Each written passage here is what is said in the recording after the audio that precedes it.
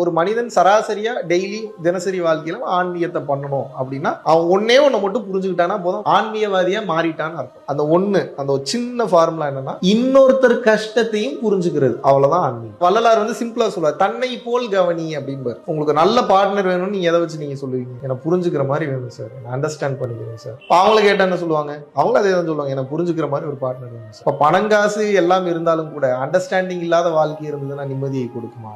நீங்க எவ்வளவு பெரிய சோலோ ட்ரிப் போய் தனியான ஒரு நபராக இருந்தாலும் கூட thinking from the third person perspective. So அந்த நிலைக்கு நீங்க எப்போ கொஞ்சம் கொஞ்சமா உயர்றீங்களோ, இன்னொருத்தரோட கஷ்டத்தை புரிஞ்சுக்கிறது, இன்னொருத்தர் இடத்துல இருந்து அந்த சிந்தனையை, அந்த சுச்சுவேஷனை யோசிச்சு பார்க்கக்கூடிய பக்குவம் வந்துருச்சுன்னா மெச்சூரிட்டி டு த கோர் உங்களுக்கு வந்துடும், ஆட்டோமேட்டிக்கா வந்துடும். இது வந்துருச்சுன்னா ஆன்மீக ஆற்றல் தானாவே வந்துடும். ஏன் அப்படின்னா, நீங்க இன்னொருத்தர் ஆங்கில யோசிச்சு யோசிச்சு ஒவ்வொரு செயலும் செய்யும் போது சுயநலம் கொஞ்சம் கொஞ்சமா கம்மியாயிட்டு வரும். சுயநலம் கம்மியாக கம்மியாக சுய ஆன்மாவினுடைய பிரகாசம் அதிகமாகிடும். ஏப்ரல் மாதம்